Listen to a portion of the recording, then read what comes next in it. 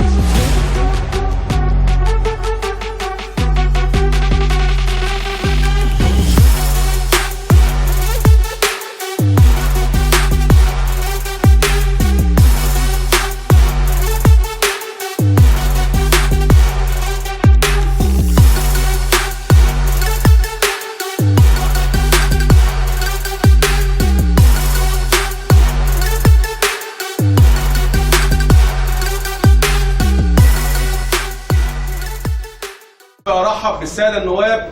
استاذ محمود بيه شعلان عن دايره كفر الدوار، اهلا وسهلا، شرفت حفلنا متواضع.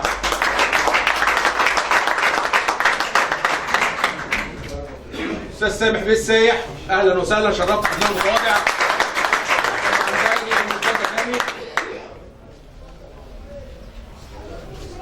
شكر وتقدير لوحده النقل الخارجي لصوت العرب وجريده الموانئ الاخباريه وعنهم الاستاذ اسلام الغنيمي، اهلا وسهلا، شرفتونا. بسم الله الرحمن الرحيم.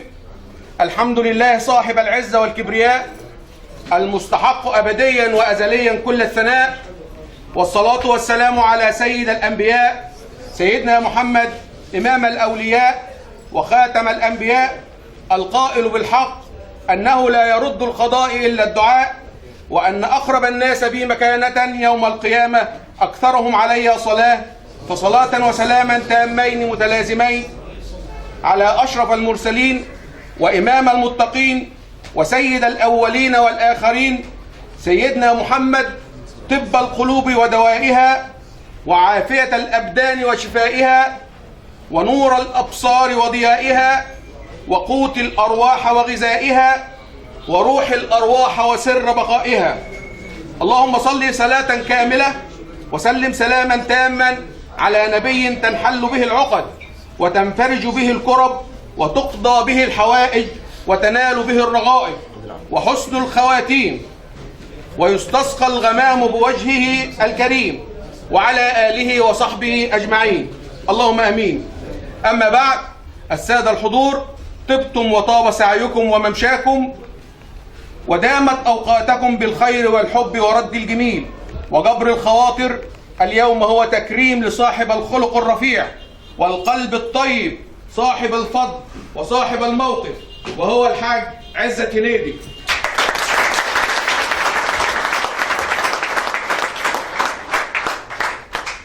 هذا الرجل الذي أمضى ما يقرب من 39 سنة في خدمة شركة الورق الأهلية، كان مثالا للاجتهاد وحب العمل والحرص على سلامة الأفراد والمنشآت، فلا كل ولا مل من العطاء.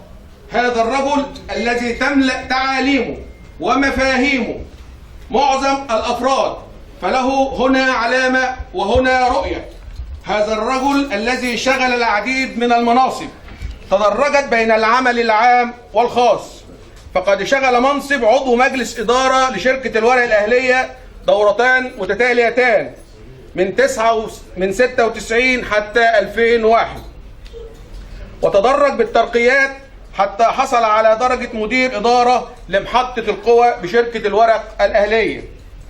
كما شغل منصب عضوية نقابة شركة الورق الأهلية لمدة 16 عام من 2006 حتى 2022، فكان تاريخا حافلا بالإنجازات والعطايا ونكران الذات والوفاء بالوعود. كما شغل منصب عضو مجلس محلي مركز ما يقرب من 25 عام، فكان له من الإسهامات وخدمة المجتمع المدني ما يدعو إلى التفاخر والتباهي بهذا الكم من الإنجازات وخدمة أبناء المحافظة من خلال المشاركة بالعمل السياسي، فله منا كل الشكر والتقدير والاحترام. السادة الحضور، هذا الحفل ما إلا حرص منا على إرسال رسالة حب ورسالة شكر لتاريخ من الكفاح لكسب احترام الذات وإظهار قدوة ومثال للعمل الجاد، فما كان لله دام واتصل، وما كان لغير الله انقطع وانفصل. والآن وخير ما نستهل به حفلنا آيات من الذكر الحكيم يتلوها علينا السيد المهندس حسني عبد الله. تفضل. أعوذ بالله من الشيطان الرجيم. قال كم لبثتم في الأرض عدد سنين؟ قالوا لبثنا يوما أو بعض يوم فاسأل العادين. قال إن لبثتم إلا قليلا لو أنكم كنتم تعلمون. أفحسبتم أنما خلقناكم عبثا وأنكم إلينا لا ترجعون. فتعالى الله الملك الحق لا إله إلا هو رب العرش الكريم. ومن يدع مع الله إلها آخر لا برهان له به فإنما حسابه عند ربه إنه لا يفلح الكافرون. وقل رب اغفر وارحم وأنت خير الراحمين. صدق الله العظيم. تأبى الحروف وتستعصي معانيها حتى ذكرتك فانهالت قوافيها. محمد قلت فاخضرت ربى لغتي وسال نهر فرات في بواديها. ونحن في ذكرى مولد سيدنا رسول الله والذي تزامن مع حفلنا المبارك، يتفضل الشيخ محمد حمدي بإلقاء بعض الكلمات بمناسبة هذه الذكرى العطرة، فليتفضل. بسم الله الرحمن الرحيم. الحمد لله الذي لا تحصى نعمه على مر الدهور، وسع الخلائق حلمه مهما ارتكبوا من شرور، يتوب على من تاب ويغفر لمن أناب ويجبر المكسور. نسأله العافية مما يورث الكلالة أو الفجور، ونرجوه الرحمة فيما تبقى من أعمارنا وأن ينور قلوبنا والقبور.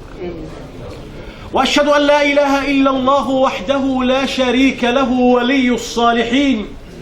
إلهي يا من ترى مد البعوض جناحه في ظلمة الليل البهيم الأليل، وترى نياط عروقها والمخ في تلك العظام النحل، ارحم عبدا تاب من فرطاته ما كان منه في الزمان الأول. وأشهد أن سيدنا محمدا عبد الله ورسوله وصفيه من خلقه وحبيبه، الذي بعثه الله بالحق مناديا وإلى الطريق المستقيم هاديا، وبكل معروف آمرا وعن كل منكر ناهيا. شرح الله له صدره ورفع الله له ذكره، وجعل الله الهم والغم والكرب على من خالف أمره. إن شئت من بعد الصلاة أن تهتدي فصل على خير الأنام محمد. ولد الحبيب في عام الفيل، والله يمتن على النبي فيقول ألم تر كيف فعل ربك بأصحاب الفيل. لكن النبي ما رأى، لكن الحبيب ما شاهد، لكأن الحق جل وعلا يريد أن يوصل رسالة إلى حبيبه المصطفى صلى الله عليه وسلم، ليقول له الحق جل وعلا: من أجلك أنت ومن أجل وجودك في تلك الحياة نجيت البيت الحرام، ومما زادني فخرا وتيها وكدت بأخمصي أطأ الثريا دخولي تحت قولك يا عبادي وأن أرسلت أحمد لي رسولا. إن الاحتفال الحقيقي بالحبيب المصطفى صلى الله عليه وسلم أن نتأدب بآدابه، أن نتصف بصفاته، أن نتخلق بأخلاق النبي صلى الله عليه وسلم القائل: إنما بعثت لأتمم مكارم الأخلاق. فاللهم نتضرع إليك في هذا اليوم الطيب وفي هذا الوقت الطيب أن تغفر لنا ذنوبنا أجمعين، وأن تجعلنا ممن يستمعون القول فيتبعون أحسنه. أقول قولي هذا وأستغفر الله العظيم لي ولكم فاستغفروه. شكرا فضيلة الشيخ. والآن مع بعض الكلمات المعطرة المهداة من قلوب يملأها الحب، وكلمة من السيد رئيس نقابة شركة الورق الأهلية الأستاذ محمد عيسى. اتفضل. بسم الله الرحمن الرحيم، وبه نستعين، والصلاة والسلام على أشرف الخلق أجمعين سيدنا محمد وعلى آله وأصحابه أجمعين. السادة الحضور، أهلا ومرحبا بكم. فرحة فرحتين وثلاثة في ظل احتفالنا بنصر أكتوبر والمولد النبوي الشريف، واحتفالنا النهارده برضه بعيد ميلاد الأخ والصديق الكبير أخ عزت هنيدي، اللي احنا بنقول له كل سنة وانت طيب. اسمحوا لي باسمكم جميعا أرحب بسيادة النائب سامح السايح، وارحب ايضا بسياده النائب محمود بيه شعلان، وارحب برضه باسمكم جميعا وباسم العاملين بالسيد المهندس محمد اسماعيل رئيس اللجنه الفنيه لاداره المصنع، والسيد المهندس نائب رئيس اللجنه الفنيه المهندس محمد شوقي. وارحب بحضراتكم والساده الحضور والساده الضيوف وكل زملائنا الخدماء اللي احيلوا على المعاش، المهندس حسني والمهندس سمير، ويعني اسمحوا لي لو مش اخد بالي من اي حد تاني كان موجود، استاذ محمد عبد الله والساده الحضور جميعا. يعني احنا النهارده فرحانين وسعداء بيكم جميعا، والسعاده الاكبر اللي احنا بنحتفل باخ وصديق كبير ومحترم. حاج عزت هنيدي كان زميلي واخويا الكبير على مدار اكتر من 20 سنه في العمل النقابي، كنت بتشرف بيه وبستفيد منه وبستفيد من اخلاقه وبستفيد من علاقاته وبستفيد من هدوءه. العمل النقابي ولا العمل العام بل لازم يبقى فيه اتزان بالحته النفسيه والشخصيه والحته المعنويه، يبقى فيه هدوء، وهو يتسم بالهدوء وبالاحترام.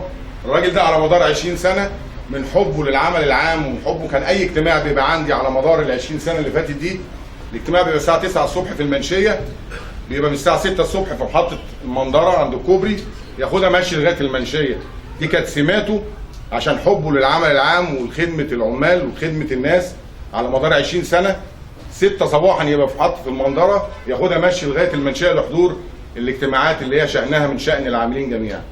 فانا فخور ان احنا بنكرمه النهارده وبنقول له كل سنه وانت طيب، انت كنت نعمه الاخ ونعمه الصديق، وجاء الوقت اللي احنا نكرمك. احنا ما نستغناش عنك وانت اخونا وحبيبنا، كنت هتسيبنا في العمل العام بتاع اللجان النقابيه، لكن العمل العام اللي انت دايما بتبقى بتشرفنا بيه وبوجودك وبحضورك دايما هنبقى معاك، وبنقول لك كل سنه وانت طيب، ويا رب يوفقك في الايام اللي جايه ان شاء الله. شكرا. شكرا استاذ محمد عيسى. شركة الورق الأهلية قامة موجودة على أرض مصرية يترأسها نجوم تتلألأ في إدارتها، من الأستاذ محمد شوقي، الباشمهندس محمد شوقي والمهندس محمد إسماعيل. تشرفونا بإلقاء كلمة. اتفضل يا باشمهندس محمد.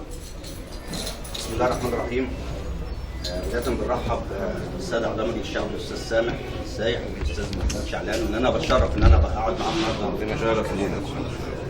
وبشكر الحاج عزت ان هو جمعنا، وان انا شفت زملاء كانوا معانا في الفتره اللي فاتت مش موجودين دلوقتي، الشيخ حسني والمهندس سمير والاستاذ محمد والزملاء الاعزاء الموجودين والجمع الطيب ده كله. بالنسبه للاستاذ عزت، يعني انا حقيقه 30 سنه معاه، لا كنا شغالين مع بعض في الورادي، كنا شغالين مع بعض في الورادي لمده اكثر من 10 سنين في الورديه، واكثر من 20 سنه بعد كده موجودين مع بعض، يعني 30 سنه في الشغل.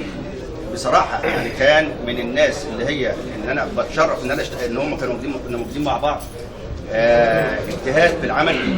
وانا هقول على حاجه، يعني هو امبارح جاني وقعد معايا قال لي انا طالع معاش، ولكن في اي وقت انت محتاجني وفي اي وقت هتلاقيني موجود معاك على طول، بالرغم ان هو بيقول لي يعني ان انا خلاص طالع، الا ان هو يكون موجود معانا ان شاء الله. انا في الحقيقه انا بتشرف ان انا اشتغلت معاه وان هو كان موجود معانا 30 سنه. الحقيقه بجد والله يا حاج عايز. والنهارده زي ما قال الاستاذ محمد، النهارده بدل العيد عندنا 3 اعياد، يعني عندنا عيد النصر وعندنا مولد النبي الشريف وعندنا العيد ميلاد الاستاذ عزت. فبنشكرك ان انت جمعتنا كلنا النهارده مع بعض، وان شاء الله بندعي لك ان شاء الله في ربنا يوفقك في اللي جاي.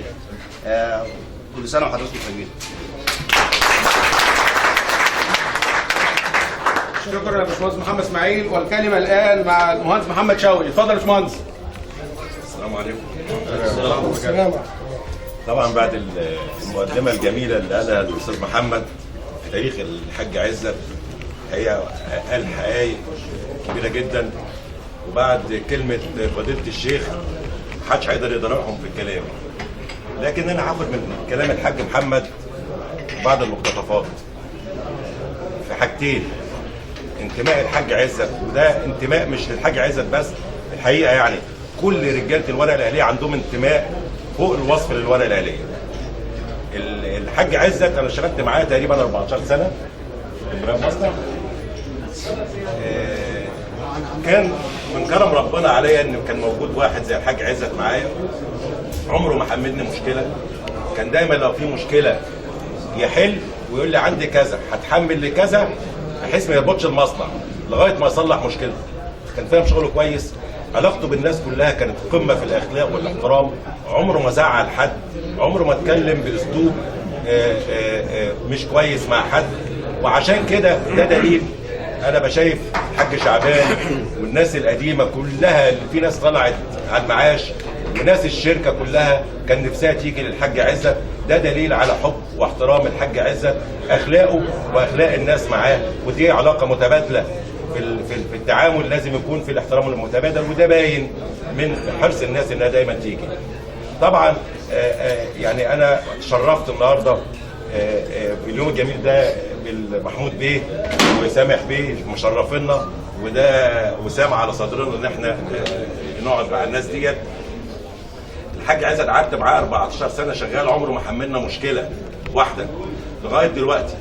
حته زي بيقولها المهندس محمد اسماعيل انه طالع معاش، بيقول لك انا في اي وقت. هو الحاج عزت في اي وقت فعلا بيبقى تحت امر الشركه الساعه 4 الصبح الساعه 5. فاحنا مش قادر اقول لك اكتر من ان اللي انت زرعته النهارده بتحصده في قلوب الناس وعيون الناس وحب الناس، في اخلاقك وبشغلك. احنا كان نفسنا ان انت يبقى عندك 20 سنه دلوقتي عشان تقعد معانا 40 سنه كمان واحنا قعدنا. وربنا يديك الصحه. 60 سنه رقم خلاص ما نزلنا خالص. وربنا يكرمه في حياته واولاده واحفاده، ودايما نشوف فيهم كل الخير، واللي زرعه ان شاء الله ربنا يحصده خير ليه والاولاد والاحفاد. انا شاكر حضوركم وحرصكم على تكريم اخ عزيز بالنسبه لي جدا، عشره عمر بالنسبه لي الحاج عزت، لان احنا علاقه خاصه حتى بره الشغل، احنا علاقه خاصه مع بعضينا. فبشكركم وبشكر محمود بيه وسامح بيه ان هم شرفونا ونورونا النهارده. كل سنه وانتم طيبين.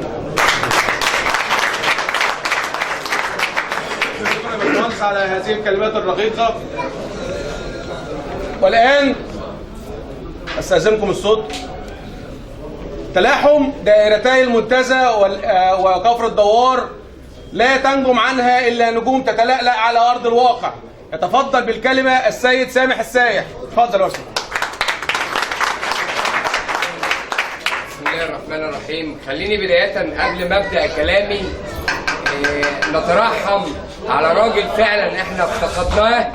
لو سمحت انا عايز كله يسمع، لان لو هو موجود في الوقت ده الله يرحمه كان حله هو على راس المنظومه هنا. خلينا نقول الفاتحه على روح والدنا وكبرنا الحاج عادل شعلان رحمه الله عليه. فالفاتحه بدايه كلامي.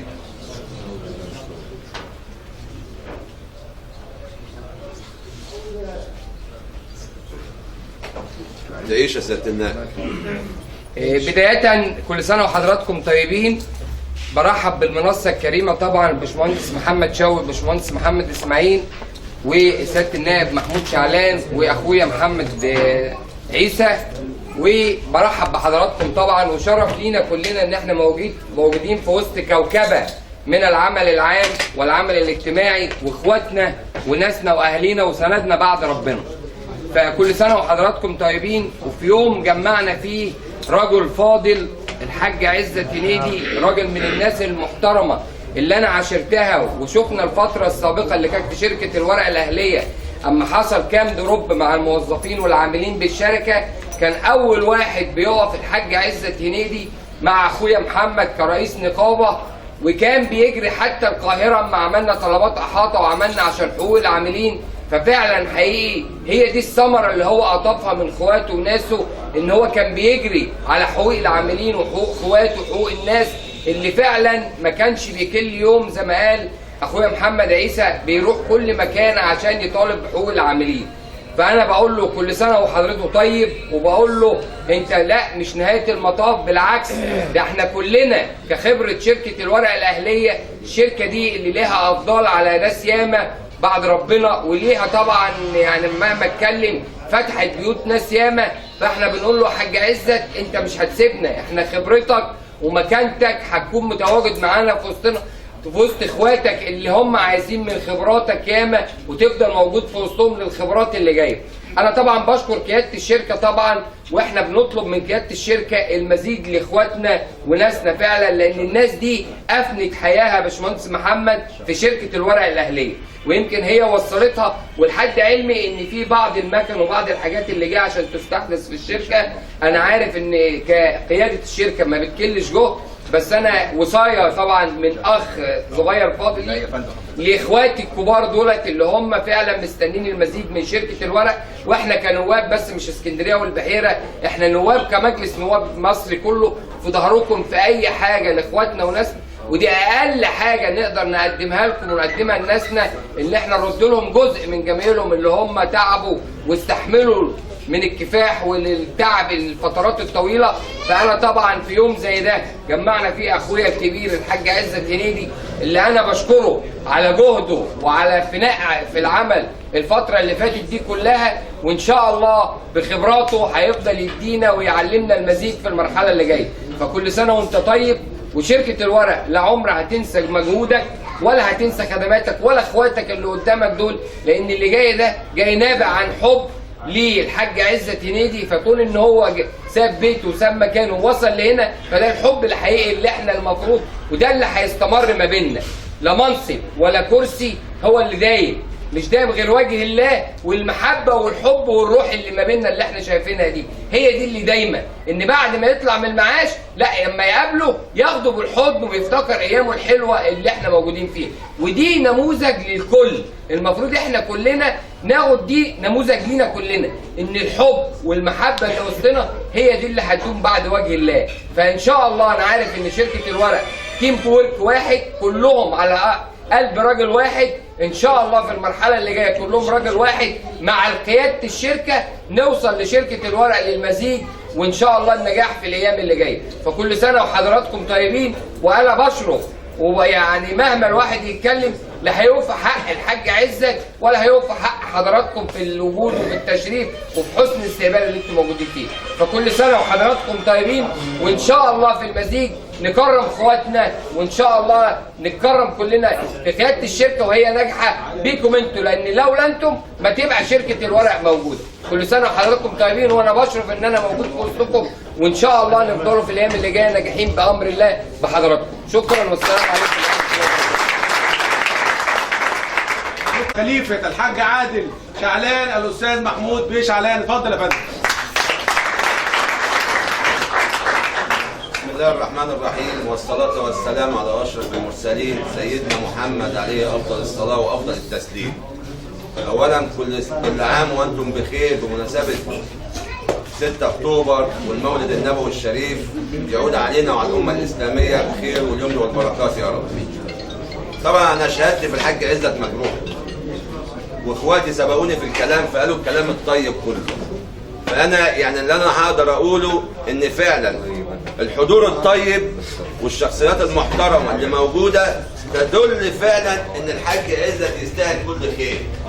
تدل فعلا ان الحاج عزت من الناس المحترمه، تدل فعلا انه من الناس العشريه والناس اللي بتحب الناس وبتتفق في مشاكل الناس وبتتفق في مصالح الناس. زي ما اخويا سامح قال وزي ما محمد بيه قال، طبعا احنا بنرحب باخواتنا طبعا كلهم على دماغنا منورين قياده الشركه، الباشمهندس محمد اسماعيل، الباشمهندس محمد شكري، محمد شوقي اهلا بحضرتك، والباشمهندس محمد عيسى طبعا اخونا ومنورنا دايما كلكم عارفينه، واخويا الكبير سامح السايح طبعا انا بتشرف بيه في كل حته ومنورنا ومشرفنا. الحاج عزت هنيدي لو انا اتكلمت عنه هتقول انا ببالغ، بس اللي انا اقدر اقوله له انت لسه سن شباب ولسه مستنيين منك ياما، واللي جاي ان شاء الله بامر الله افضل واحسن بكتير، لان هو السن رقمي، لكن الروح اللي عنده روح شبابي فعلا. فاحنا بندعي له بالتوفيق في الايام اللي جايه، بندعي له ان شاء الله الايام اللي جايه. انا واحد من الناس عايز دعمك، كل الناس دي عايزه دعمك، كلنا هنستفادوا من خبراتك، وده طبعا شرف لينا جميعا. وانا بشكر كل واحد جه لحد هنا عشان خاطر الحاج عزت، ده شرف لينا وتاج على دماغنا. انا بشكركم جميعا، وندعو الله التوفيق في الايام اللي جايه للشركات قطاع الاعمال كلها على مستوى الجمهوريه بالكامل، وندعو التوفيق للجمهوريه بالكامل، وندعو التوفيق لفخامه رئيس الجمهوريه وقيادات الشركه زي ما سامح بيه اكد عليهم ووصاهم ان احنا عايزين ننهض بالشركه عشان خاطركم ان شاء الله بامر الله. شوفوا احنا مطلوب مننا احنا كنواب خدامينكم وتحت امركم، اللي مطلوب مننا هننفذوه واحنا في ظهركم، وان شاء الله بامر الله اللي جاي هيكون افضل بيكم انتم زي ما خليتونا نواب. ان شاء الله هنخدموا عليكم لحد ما يقولوا خلاص مش عايزينكم، فاحنا تحت امركم. وكل سنه وانتم طيبين، ويعود علينا وعليكم الايام بخير. كل سنه وانت طيب يا حاج عزت، وان شاء الله بامر الله اللي جاي يكون افضل بكتير ان شاء الله. شكرا. شكرا يا محمود بيه. والكلمه الان مع مسك الختام، والكلمه مع الحاج عزت هنيدي. اتفضل يا حاج.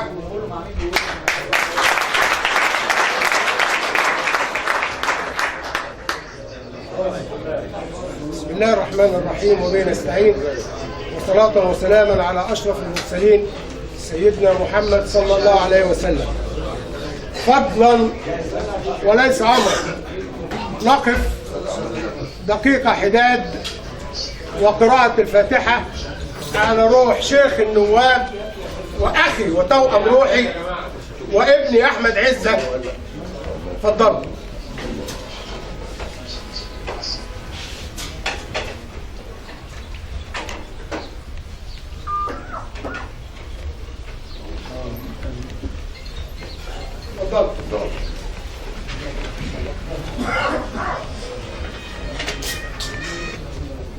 أما بعد، كل سنة وحضراتكم طيبين بمناسبة المولد النبوي الشريف وبمناسبة نصر 6 أكتوبر.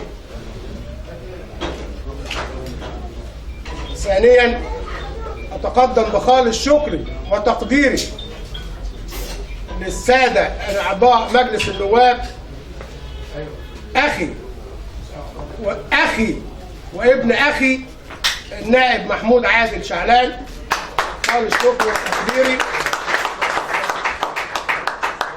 النائب سامح السايح، أخي وابن أخي أيضا، وربنا يبارك فيكم ودايما قدامنا كده في جميع المناسبات إن شاء الله. كما تقدم بخالص شكري وتقديري لإدارة الشركة بقيادة المهندس محمد إسماعيل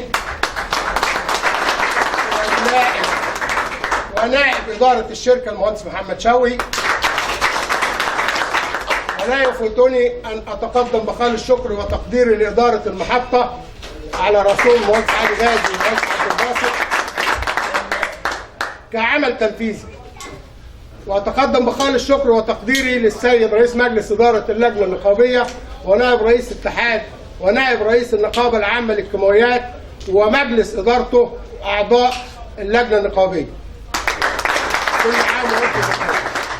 كما تقدم بخالص شكري وتقديري مرة وألف مرة للأخوة الزملاء اللي موجودين في الشركة، أسرة شركة الورق الأهلية والعاملين بها وكل من هو كان موجود في الشركة، وخاصة اخواتي الكبار اللي هم في سن التقاعد او اللي موجودين وحاضرين معايا.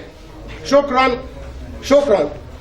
كما تقدم بخالص شكري وتقديري للسادة القائمين على الحفل الكريم، وأتقدم بخالص شكري وتقديري لإدارة أوقاف كفر الدوار وعلى رأسهم الشيخ محمود بشير مدير الإدارة والشيخ محمد حمدي. أسرة شركة الورق الأهلية اللي أنا يشرفني منها، أسرة شركة الورق الأهلية اللي أنا تقدمت من 27 سنة ممثلا عن العاملين بشركة الورق الأهلية كعضو مجلس إدارة وعضو اللجنة النقابية مسافة ال 27 عام، وده فضل من ربنا وبيكم أولا. كل سنة وحضراتكم طيبين، وشكرا وتقديري لكم جميعا وكل من حضر، وكما أشكر كل الموجودين من خارج الشركة، وكل عام وأنتم بخير. وعايز أقول لكم إن ده يعني ياما خالص بالنسبة لي، ياما خالص، وأتقدم لكم جميعا وأنحني لكم جميعا لحضوركم. شرفتوني، وكل عام وأنتم بخير، والسلام عليكم ورحمة الله وبركاته. وتقدير لهذه الكلمات الرقيقة. والآن حماد مع تقديم بعض الهدايا الرمزية.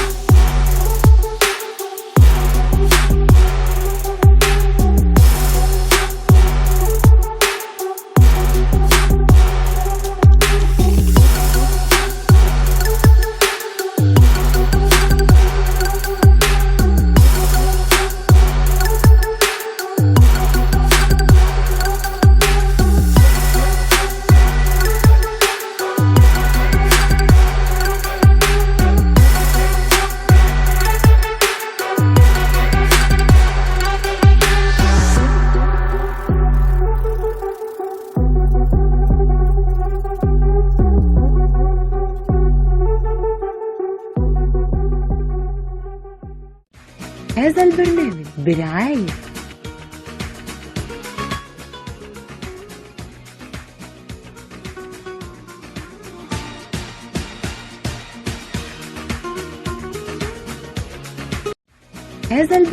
برعاية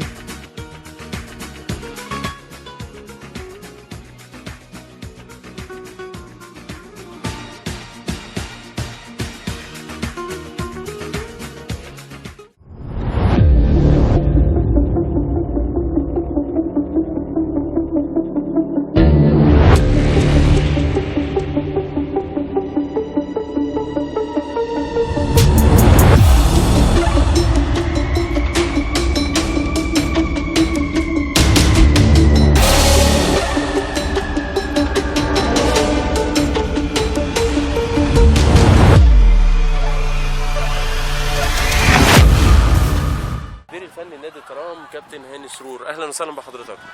اهلا كابتن هاني. دي مش اول مره برنامج بايدينا، انت نورتنا قبل كده وكنا بتعليق الماتش الشهير بتاع نادي الاتحاد. فندم الماتش النهارده ودي بينكو وبين كابو. الماتش كان الشوط الاول كله تقريبا ما كانش اخر 5 دقائق لصالح كابو، وبعدين انقلب الحال مره ثانيه في هو ماتش ودي يعني غير مأخوذ على نتيجته، اللهم ان انت بتمرن لعيبتك. بس تعليق حضرتك ايه؟ والله يعني لسه بداية المباريات الودية، يمكن أول مباراة ودية، فقبل ما ناخد على الأقل 5 6 7 مباريات عايزين تبتدي الفرقة تدخل كنوع من الإعداد يا فندم. طبعا. تمام يا فندم. تدخل الناحية الفنية والبدنية والذهنية والخططية، إن شاء الله الأمور تتعدل والفرقة فيها يعني عناصر بتبشر بالخير إن شاء الله. ادينا أمثلة كده يا فندم.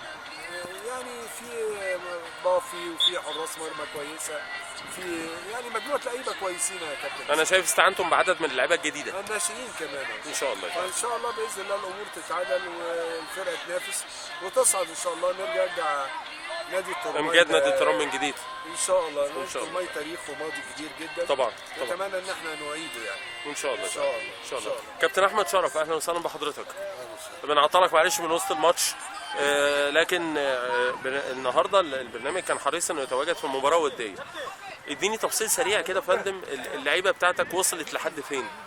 لا لسه اللعيبه ده اول ماتش ودي بالنسبه في الاعداد للموسم الجديد.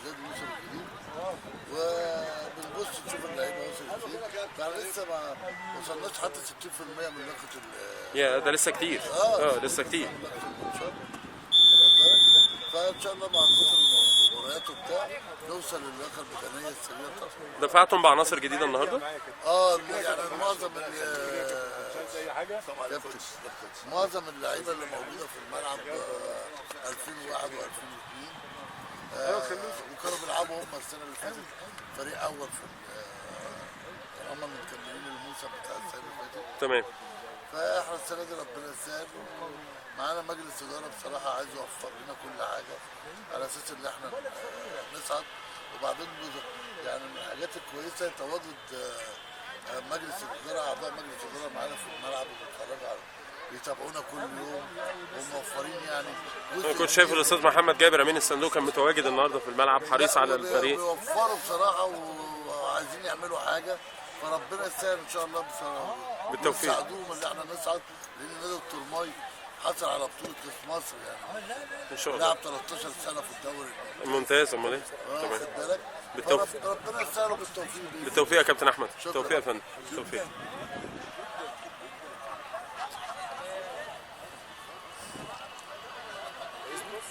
طبعا. كابتن صلاح، اهلا وسهلا بحضرتك. رئيس القطاع في كرة القدم نادي الترام. اولا كابتن هاني الرئيس الفني لقطاع الناشئين والفريق الاول حراس المرمى. تمام جدا. تمام جدا. كابتن احمد البابي طبعا رئيس قطاع الناشئين.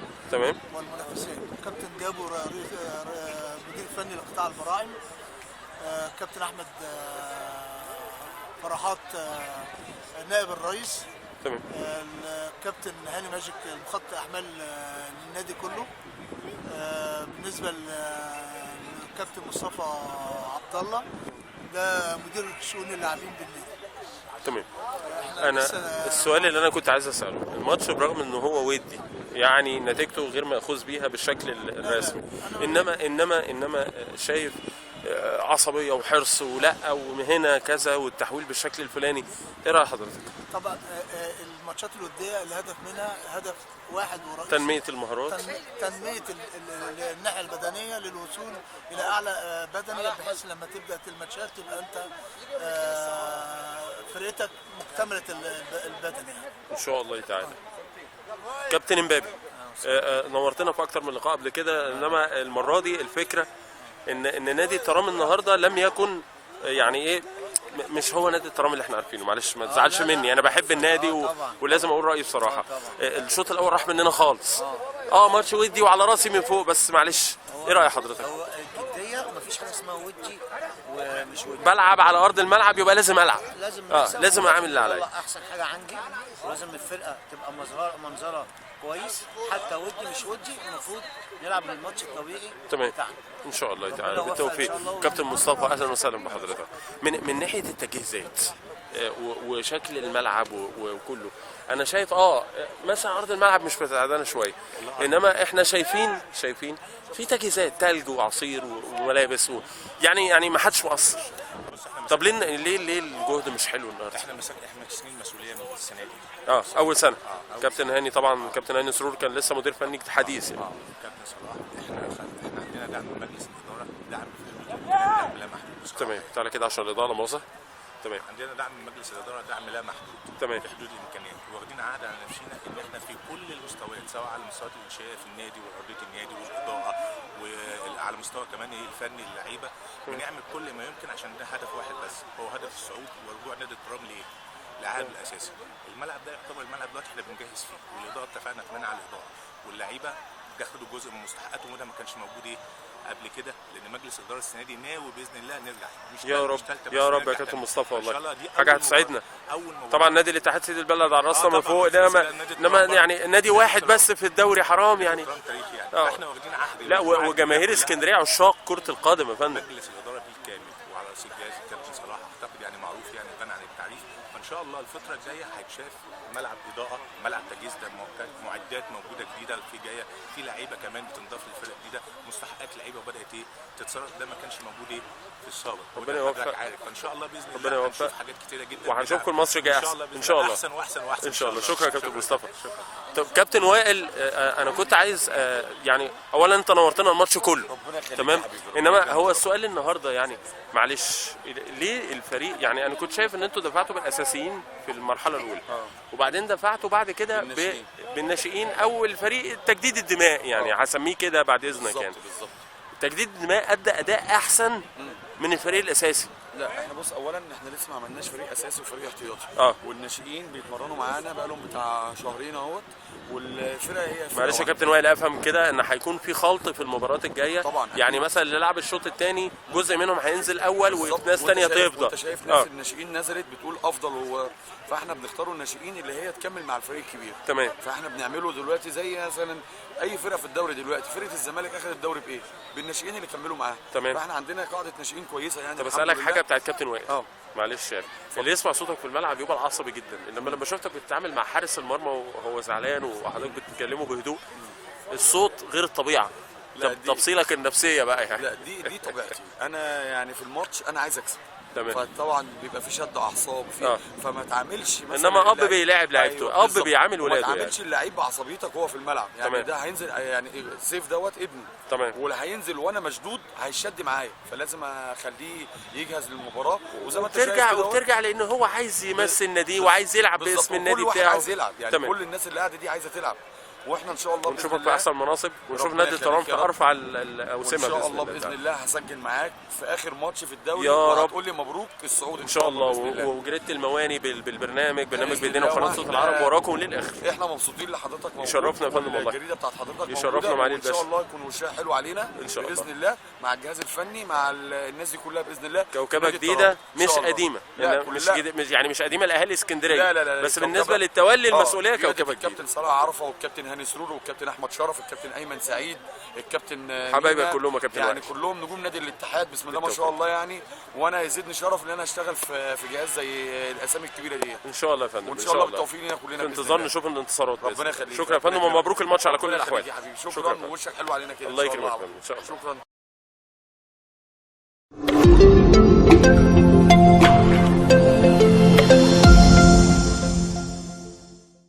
يا محروسة بسيف شاطر وسيف حارس عليك يمين ومن فوق السما السابع حميكي رب العالمين من الضل